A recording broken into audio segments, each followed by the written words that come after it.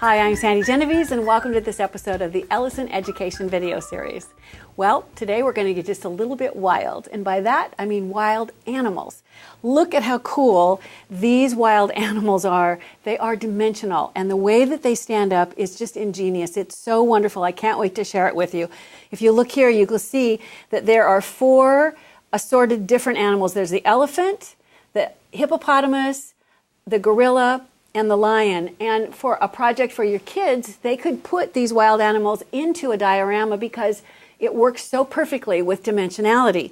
So if I wanted to, for instance, to have the gorilla sitting in here in a little diorama box, that would work great. The lion could sit in there as well. He could be right by the lake. All kinds of cool options. In fact, I think I'll use the lion as the one to show you. You'll see if you look at the dies that there are 4 different dies here. So each animal is on a die. Here is the lion, and then next to that there's the elephant. If you look up above him is the hippopotamus, and then finally the last one is the gorilla. And the dimensionality is created with this cool tab mechanism. So here you can see I've cut out the lion out of 2 different shades of yellow, and then just with a pencil, let me turn this over so you can see what I did. Just with a pencil, I've kind of drawn where I want to cut out the mane, just to add more detail. So if I go back with the scissors and following my pencil marks, I'm going to just trim away the portion that I want to layer on top. The die already has some of the blade already cut. It's fun to have the kids do all this part themselves. They can color it in with crayons, with markers. You can cut out of different colors and they can do the paper layering just like I'm doing here. So once you have the main section cut out, remember it's cut with the die, so it's going to match perfectly. So if I position this, you'll see how it's going to sit right on top, and it just really helps to define the mane of the lion. I'll go ahead and I'll add adhesive. You'd probably want more adhesive than this, but this is enough for you to see how to build it.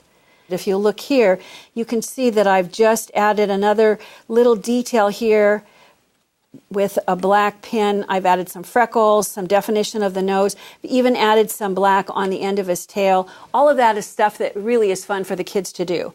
The tricky part, well, it would seem like it's a tricky part, but it's actually not difficult. When you want to assemble it, the first thing that you do is along the middle of the body, you're going to fold. So I'm going to place this in this position, and I'm going to line up this so it lines up with the rest of the lion's body. And this way you can see all 4 of his feet are going to be touching the ground at the same time.